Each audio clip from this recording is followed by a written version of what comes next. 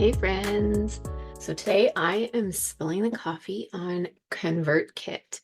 This is one of my favorite email platforms. It now goes by Kit instead of ConvertKit, but I still call it ConvertKit because I've been used to it as that for like so long that I just still call it that. I'm just like, that's just so what I'm used to that I can't stop. So anyways, email is something I always hear like so many people want to avoid.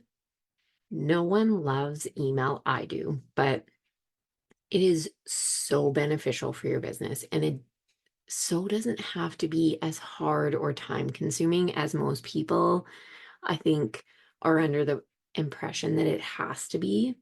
And today isn't specifically about email. I'm going to do another entire spilling the coffee episode on that because there's literally so much that I can say about email and just how to simplify it so that it doesn't seem so overwhelming because it is definitely something that you can take advantage of and really use to your benefit for your business. So, and I just need to also say, like, if you're on my email list, as a quick side note, you don't have to be as obsessed with it as I am. Like, I don't recommend it for any of my clients or anyone unless you really love it. Because I mean, I find it really easy to do like three or more emails a week, but there's a reason for that. And in the email episode, I'll go into that.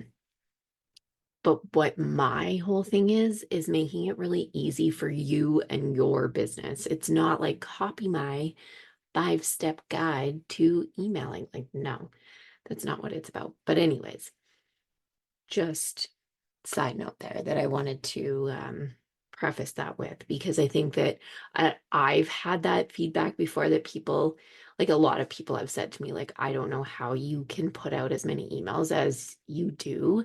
And it's because I have a very like specific system to do it that way.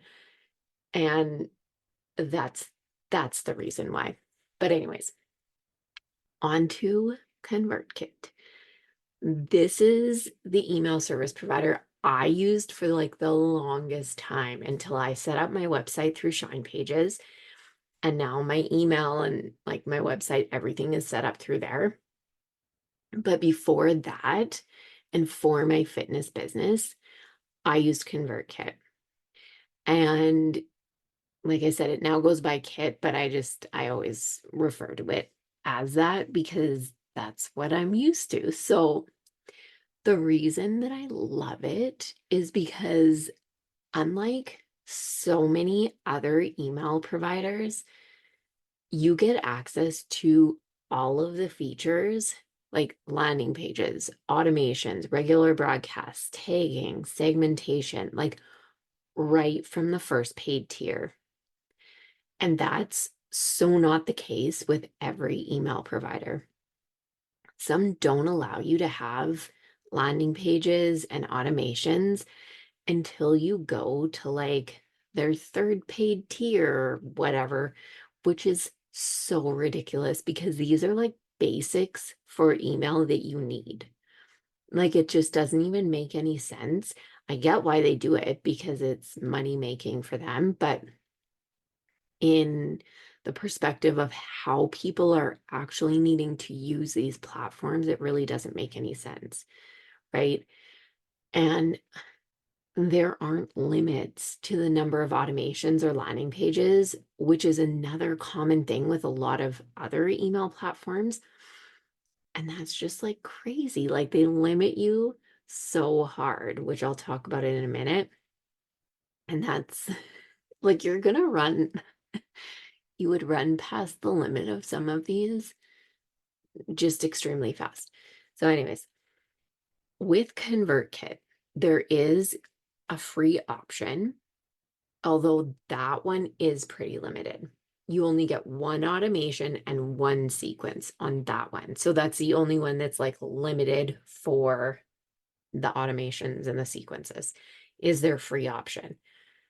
But you still get, this is like wild. You still get unlimited regular email broadcasts. So if you just want to send, like if you have a list and you want to send regular emails to them all the time, you can send as many as you want. Opt-in forms, landing pages, as many as you want. You can have up to 10,000 subscribers on this option, which I like. If you've compared different email providers, you know that as you increase your subscribers, the price goes up. And I have, I don't know of any other that have a free option for 10,000 subscribers, no matter what else you get at that, like at that option. Like that's insane. So that's their free option. I don't usually recommend it because you're going to want more than one automation in one sequence. But I mean, it would really depend on your business and what you're using email for. It could potentially be an option, but usually you are going to want some automated sequences and things like that. Because when you think about when someone opts in, even for if you just had a welcome sequence, well, that would, I guess you could have that one, right? So you could just have the one welcome sequence where someone opts in on your join my list form and then you send them the welcome sequence. You could have that one. That would be it. But if you had anything past that, any kind of freebies, anything else, if you wanted like automated onboarding, anything like that, you have to go up to their first tier. So that's why that one is definitely usually not an option. So their first tier, that one starts at $29 a month. And this one is unlimited, pretty much everything except for the subscribers. Obviously, that's where, it does go up as you get more subscribers. So they give you up to 1,000 at that price. So $29 a month, which is pretty damn good. And then it goes up from there, depending on how many subscribers you have. And the pricing is very standard. It's like very much like most other email platforms. There are some that it it's weird because I find that usually they're like within the same ballpark. And then there's some that are like way off in la la land, like way off pricing, very high. Um, Active Campaign is one of them that gets really, really pricey. It's a very good platform, but it gets really pricey. I'll talk about that one at a different time. But anyways, pricing is very standard in that way. But you do get a lot more features for what their pricing is. Now, in terms of automations, like I said, there aren't any limits. You can have any number that you want, and there aren't limits when you're setting them up, which is another really big thing. Because the other thing that sometimes I will run into is that you're going through and you're setting these things up, and it's like you can only have X number of steps or X number of emails in this automation. And otherwise, you have to upgrade to the next tier. And you're like, what? None of that. So you can make them as many steps as you want, as few steps as you want, with rules, delays, all kinds of different options. This doesn't mean that you have to get crazy. So don't be like, oh my God, this is overwhelming. That's not what it means. It's just the option is there and it's not limited. And so you don't have to pay extra. Now, some email providers, like I was saying before, limit to, and I've seen this quite a few times on their first paid tier. It's like 3 automations, 3 landing pages. That is crazy. Like You're going to blow through that so fast. That is nothing. And it's not like you're going to need 50 or something crazy, but 3 is like nothing. When you think about this, so if you have your welcome sequence, that's going to be 1 landing page, 1 automation. If you have onboarding, I set up onboarding for each of my offers. So all of my offers have different automated onboarding emails. So that's all automations. Um, and if I do something that's custom for someone, I will set up a custom automation for that to just send to someone. So that's another one. Like any freebies that you do, all have a landing page, all have automations to deliver that freebie and then sell the offer on the back end. So you can see how much like you would hit that limit so fast. So it's just crazy when they're like, give these super small limits that don't really, it makes sense for them, but it doesn't make sense for the business owner. So anyways, ConvertKit, no limits. So we're good there. Now, overall on the platform, it's fairly easy to set things up. I find it pretty intuitive for the most part. I mean, like everything, there's a little bit of a learning curve, but it's not a big deal. There are no weird labels on areas that make it hard to find things or like where you're supposed to go just to send out a regular email or find where your subscribers are. And this is something that I love pointing out because this drives me insane when companies do this to like be different or like stand out. It's not different, like it's dumb.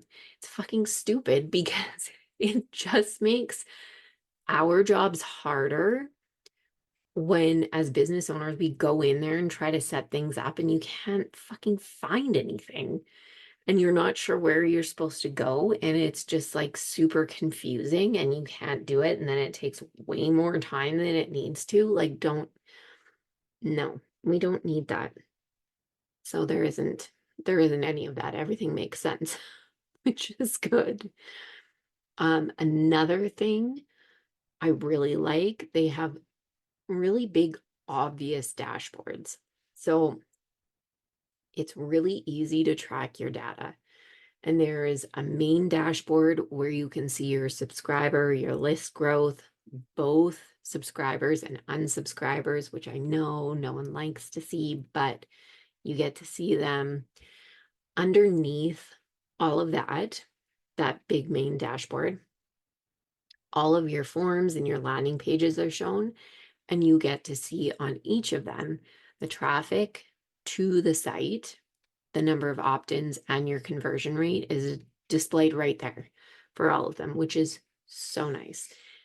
I love that is all there because I am so all about looking at data to make decisions, and it just makes it so super easy to find that and actually see what's going on.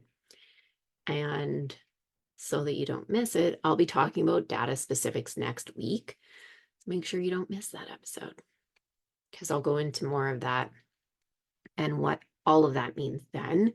But I really like that it's not hidden anywhere. You can see exactly what it is. They also have reports in different areas where you can go in and see the reports for your automations. There's just a lot of different ways that they display data really, really well that I really like. The thing though, the one thing that I love the most, and I know I'm just like loving so many things, but the one thing that I love the most is how it actually integrates with other platforms. They have done a really good job at, I don't know, I guess securing deals like with other platforms so that you can actually just link it right in instead of having to use Zapier, which is an automation platform. and you could just get the native integration with ConvertKit. So you don't have to do anything else to integrate ConvertKit with that platform. And this is so important if you have a website that isn't an all-in-one website and you want to capture your leads, because there are so many that don't. It's really hard to do on the ones that, don't have this. There's some that are really hard and a pain in the fucking ass to hook this up. But one example is with ThriveCart. It's not a full website, but it offers like sales pages, checkouts, courses, and you can integrate ConvertKit with ThriveCart so that when someone buys anything through there, you can choose like where you want them to go on your email list. You want them to get an onboarding email, go into a specific automation, like what you want them to do. And it's all like they just link together automatically. And it's so nice and it's so freaking easy. The one thing I will say that I don't love about ConvertKit is their design aspect. That is one thing that they need to catch up on because it sucks. It's gotten a lot better. It has gotten better, but it's not great. It's nothing. It's definitely not a flow desk. Um, it's limited.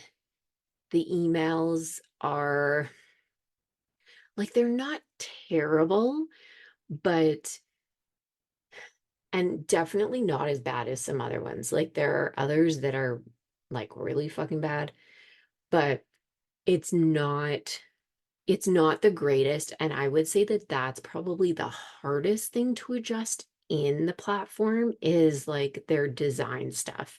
So on landing pages or in emails, the design of it is weird. So that's the only part that I don't love is that. It does take some getting used to, but there are things, no, they're definitely improving it. And they've actually got this new thing where they have like people designing emails and landing pages and stuff for them. So you can go and you can check out different designs and like they have some things going on. So they're definitely working on that aspect of it. So I believe it will be improving. And the last thing I will say, it's super easy to migrate over to ConvertKit if you're on another platform and you want to move over.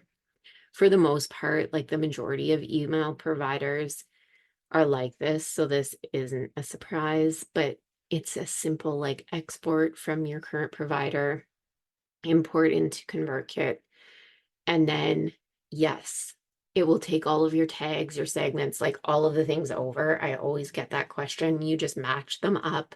When it imports it, it will ask you, and you just like match the columns up, and then it will import them all in, give them all the correct label, and it's done. So that is it. That's the coffee on ConvertKit. I really like it. I think it's a really great comprehensive email platform. I think it's excellent price point, really good features, all of the things. So you should definitely check it out. If you have any questions about it or email in general, you can absolutely grab a free strategy call and we can chat about that, either email or ConvertKit, your email options, or you can join us at Tech Help Desk. We have one coming up this Wednesday. The link for both of those is in the show notes. And if you like this episode, I would greatly appreciate a 5-star rating and a review. And as always, go after everything that you fucking want and be unapologetic about it.